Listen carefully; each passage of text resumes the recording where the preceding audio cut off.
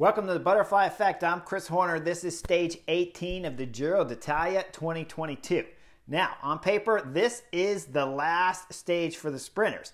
So remember, if you go all the way back to stage 13, that was a long time ago when you had to pass all those mountain stages, the rest days. So when you go that far back, remember it was Arnaud Démare that won that stage, and he won it in an epic final where the group of four, led by Pascal Enkhorn, played a little games with about 900 meters to go, and they had that 500-meter climb at about just under 2K that summited at 1.5K, and the peloton didn't catch till 400 meters to go when Arnaud Démare lit the race up and won his third stage here for FDJ.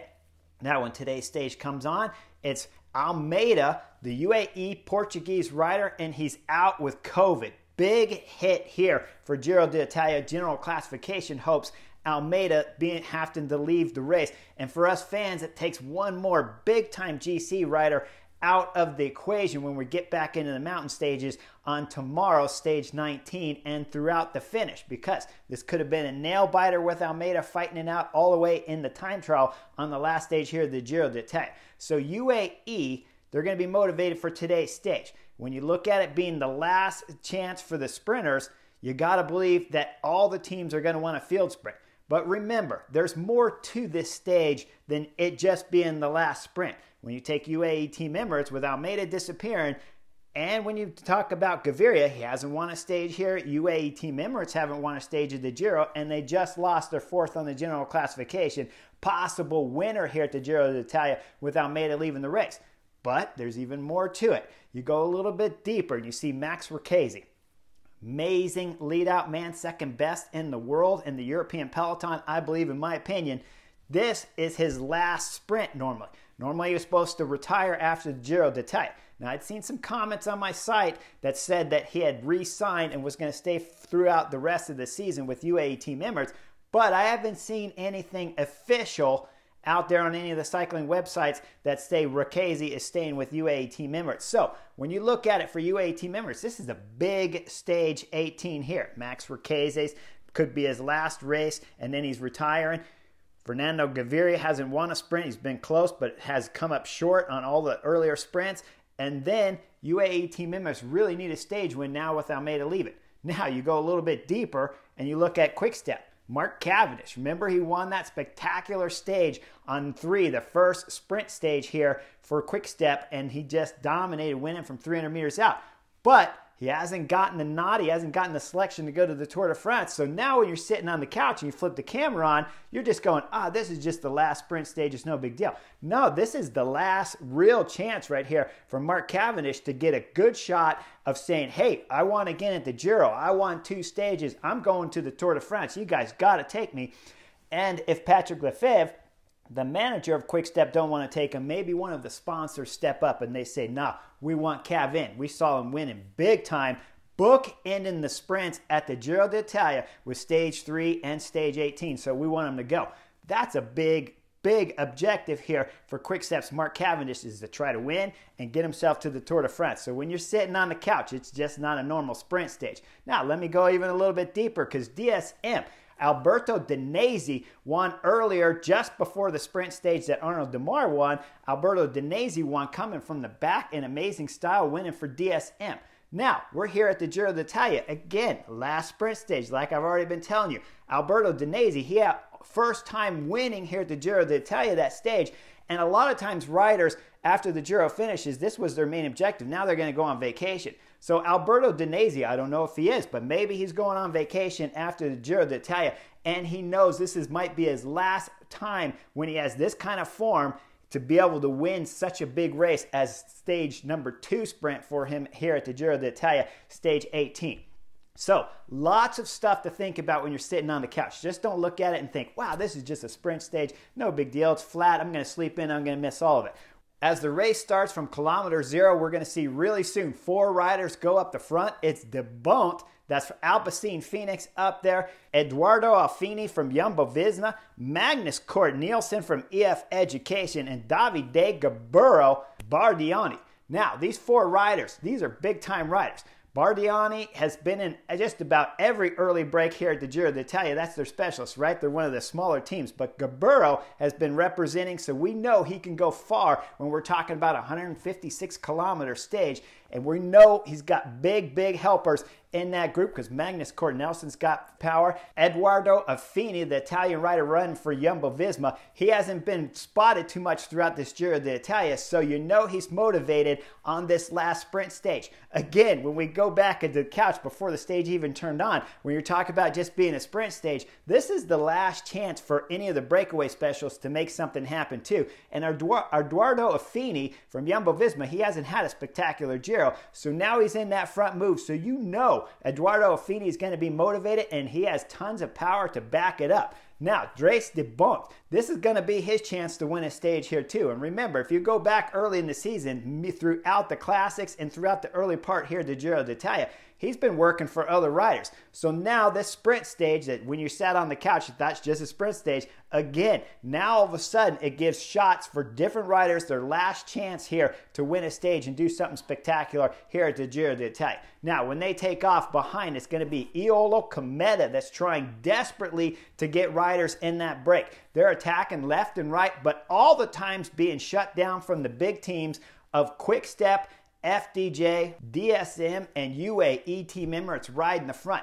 Now, they're just pulling back every attack from Iolo Cometa that they make. Anytime that team gets on the front and tries to go up the road, it's one of those big teams directly on the road till finally they wear down to Iolo Cometa team and the peloton goes wide across the road. That means the riders up front are going to have their shot if they want a chance here at winning Giro d'Italia. Now, the time gap, it's not ever given that much time, about 2.5 minutes. And then with about 110 kilometers to go, it's UAE team Emirates, Rui Costa, that's on the front, and he is doing a massive pull. I mean, behind the peloton is strung out. There's splits back there with Bora Hansgrohe and Team Ineos missing. It's Richard Carapaz in the pink jersey, and you will see him start moving up on the side of the Bora Hansgrohe rider, but it looks like Bora Hansgrohe has this split covered, and they'll bring everything back up front. Now we'll see Roman from DSM start arguing with Rui Costa because he's upset, right? The time gap just went from about 2 minutes down to about 120, 130 to the front leaders up front. This is not what you want to have Rui Costa doing 100% with 110 kilometers still left in this race. Rui, I don't know what he was thinking, but he's going to get an earful from the FDJ rider, Jacopo Garnieri, as Garnieri's had it. We're going to see Rui Costa, he just shrugs his shoulders like, whatever, dude, I don't care. But Jacopo, he is upset and he's laying into the Portuguese rider. Now, I was teammates with Rui Costa with Lampre, and Rui Costa does some crazy stuff sometimes.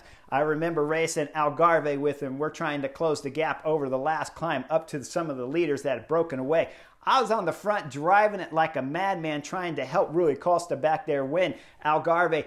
And we're about still 30 seconds away from closing the gap. And Rui just does a big jump and tries to go solo across the gap. Now, after the stage, he couldn't close the gap. Everything came back to the second group back there that I was in. And after the stage, I was furious. And I went up to Rui. I said, what were you doing, man? Just help me pull. Do 1 or 2 pulls with me. We close that gap, and then you can start countering and start trying to win moves. Instead, he thought he was going to go across a 30-second gap at the front. And I'm only bringing up this story because when Rui's on the front pulling like this, Rui has a very good ability to ride with the front group, win big races. That's why he's got the World Championship bands on his arm.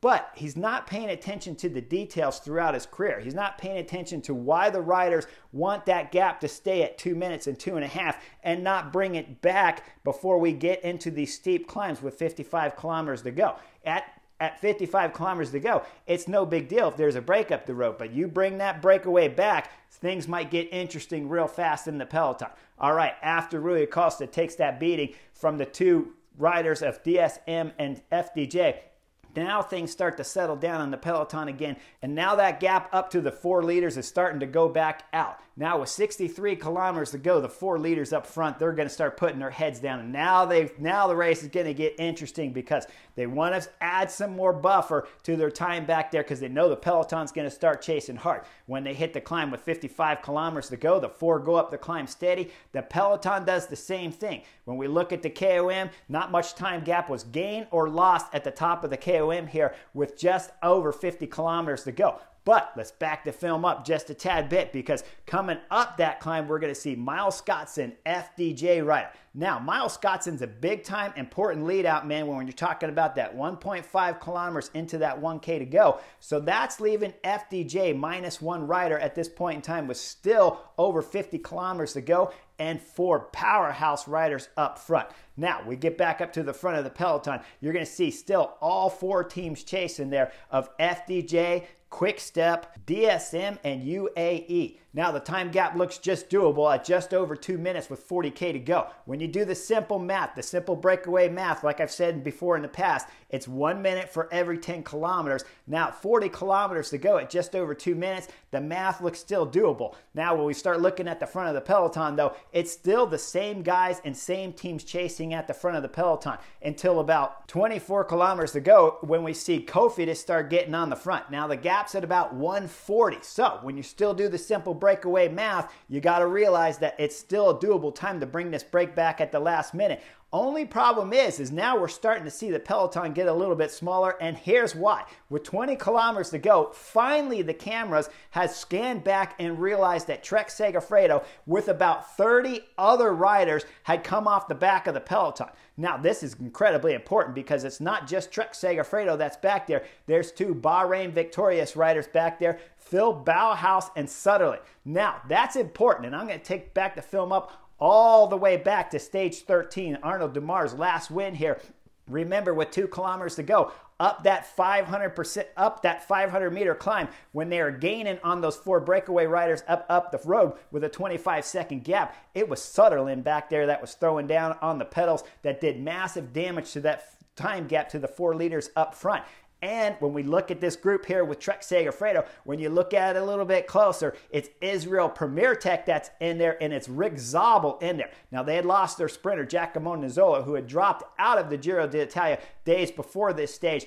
But Rick Zabel's a sprinter too. So when you look at that group of 30 with Trek Segafredo, when you see it, you can't see just Trek Segafredo's Juan Lopez losing time here. You got to see the dangerous things of Bahrain Victorious being in there that now aren't on the front of the peloton pulling, and Israel Premier Tech that aren't on the front of the peloton pulling either, like they were during that stage 13 when they just barely brought that group back with 400 meters to go. Now let's go back up to the front of the group, because each one of these riders is not missing a pull. Their heads are down. They're pulling hard on the pedals. You see every rider when they come to the back of the group, like the Bont, he's taking every breath he can of recovery as he reaches the back of the group from doing a big pull on the front of the breakaway. Now, every time we look at the field, the gap is just hovering about the same. With about 15 kilometers to go, the gap's down to 1 minute and 15 seconds. Now, this is getting dangerous because every time you go back to the peloton, you don't see any big help there, and Cofidis even pulled their man off. They'll put their man back on with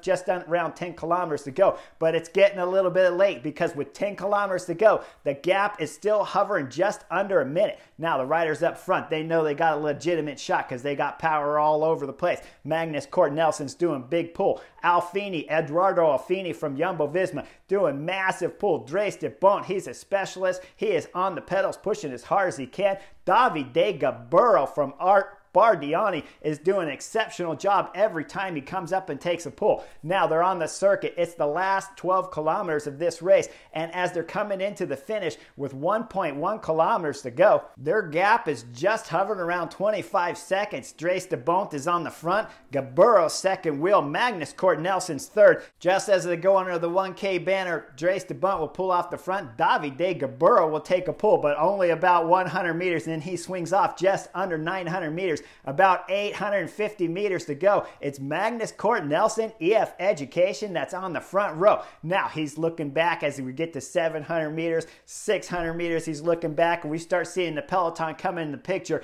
At 200 meters is when the sprint starts, and it's Eduardo Affini that starts first. He jumps off the wheel of Magnus Cort Nelson and starts a sprint. He'll swing out in the road, and he'll bring everyone to the left side. Dries de Bont will squeeze between the middle of Alfini and EF Education's Magnus Cort Nelson. At 150 meters to go, Dries de Bont and Magnus Cort Nelson will bump elbows. They'll keep the bike upright. Then we'll see Magnus Cort Nelson separate a little bit. At 100 meters to go, we have a three-way race along the fence. Alfini, Jumbo-Visma's there. Dries de Bont's in the middle. And on the left side is EF Education, the sprinter that's in this group supposedly, the one who's supposed to win this race. Now with 50 meters to go, it's a two-way battle because EF Education's Magnus Cort Nelson drifted back.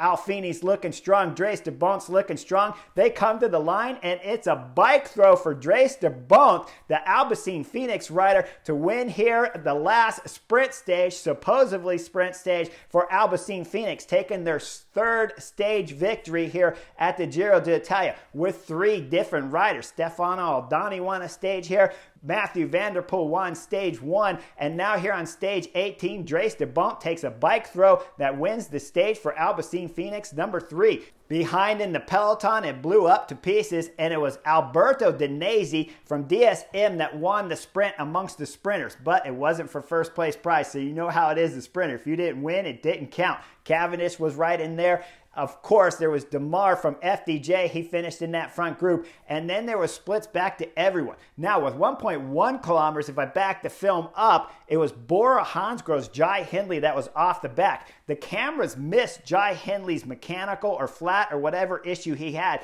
but luckily it was within the last 3 kilometers. Trek Segafredo, though, who were chasing back there all the way from 40 kilometers to go. If I back the film all the way up at 40K to go, you'll see the back part of the front group, and they're all looking backwards. Now the cameras missed it. The peloton had broken and split up with 40 kilometers to go, and none of the TV cameras caught it. Nobody caught it until just under 20 kilometers to go, that there was actually 2 pelotons chasing each other with Trek Segafredo back there. But when you back it up and you start looking at all the damage that's back there, you start understanding why this front group of 4 was able to make it to the line. They just had too much power in that second group back there. With Trek Segafredo, you think that was it, but it really wasn't. It was the Bahrain Victoria sprinter, Phil Bauhaus back there, and Sutherland missing in this front group, along with the Israel Premier Tech riders, with Rick Zabel being their sprinters. With that much power missing up front and only 4 teams chasing, who have chased throughout this stage 18 from kilometer 0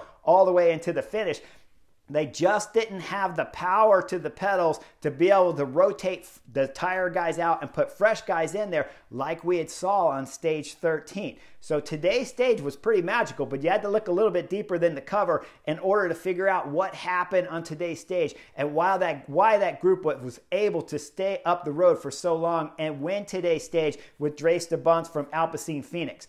Great stage to watch. Was kind of bad filming from the Italian coverage here of missing the groups off the back, especially from 40 kilometers to go all the way to 20. It's kind of ridiculous to miss that because it would have brought a lot more information into us fans sitting on the couch. But nonetheless, it was great watching Alpecin Phoenix, Dries de Bont, win the sprint against 4, especially because Magnus Cort Nelson was the sprint specialist up there and was supposedly the guy to win the stage. Now, afterwards, in all the interviews, the riders had talked about how those group of 4 up there had planned just to wait and save their energy until just before that final climb and then work 100% together all the way to the finish, which they did. And then the outcome, of course, we know with Dries de Bont winning the stage. Now, amongst the sprinters and the lead-out men for the sprinters back there in the peloton who came up short today, you know there's got to be some tears. Because remember, it's Max Marchese's last chance to be a lead-out man here in the professional peloton unless he continues his career with UAE Team Emirates or some other team. This was supposed to be his farewell song right here on stage 18. And of course, they came up short.